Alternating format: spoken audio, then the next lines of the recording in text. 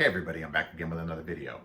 This time I want to go over how I made my enclosure for my 3D printer.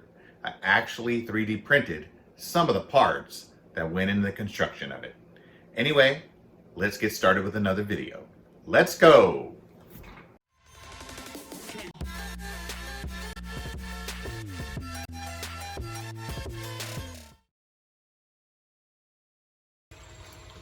So here is my enclosure.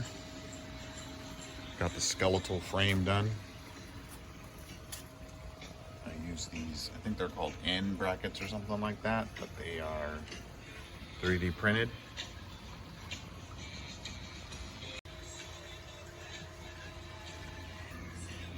We're going to be putting screws, these screws, to hold it down to the... So we went to our local hardware store and found some 1x1 and just cut it into different lengths in order to make our enclosure.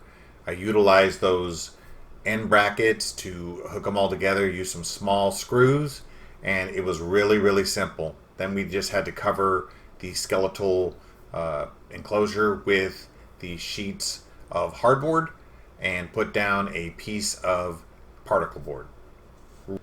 So here's a close look at the enclosure. It is about 50% done.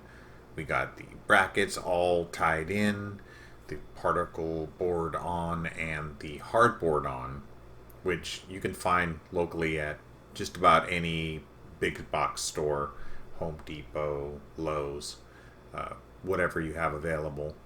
We attached the hardboard with some staples, and then in order to cover those staples, we're going to duct tape all the corners and sides there, wherever there's exposed staples. Duct tape around the seams to make it as airtight as possible.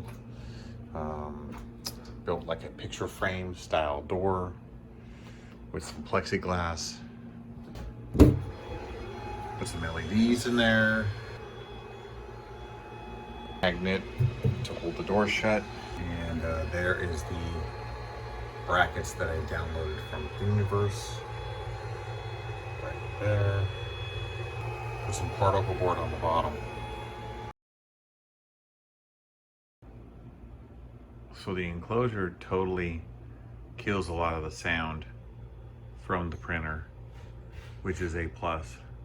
I still got to install a vent and a fan, and on the LEDs I'm going to figure out how to make them color change. Right now I left them as just white because I'm utilizing them more for looking inside the box, but it's just a matter of sending voltage to different legs of the power. So there's a blue, red, and green, so you can make it blue, red, and green by just sending voltage to just those inputs. So I'm probably going to do that later, maybe put some switches in line to take off each leg, and then when you click all three switches, it would turn it all on.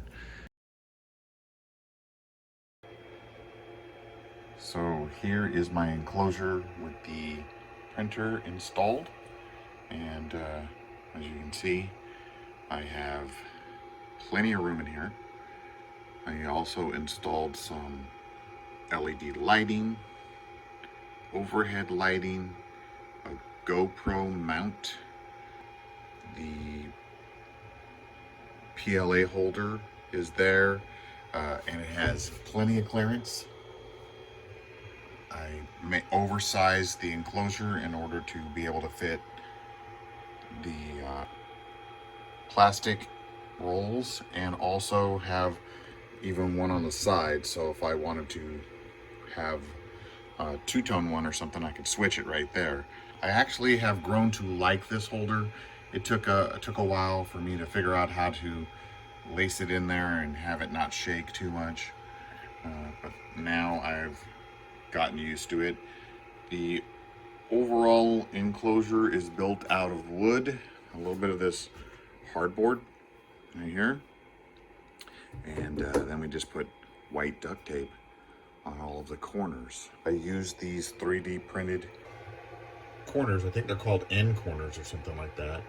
And they just make like that little diamond shape, and you just screw into the wood in those 6 spots or 8 spots.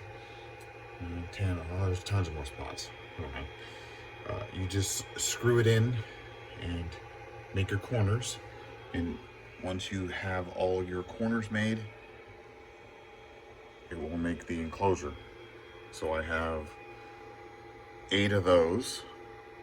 And then I had my father-in-law build these lips here and put this door together.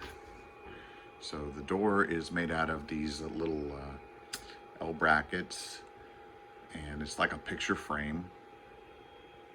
We screwed it together in one corner, then put those support brackets in.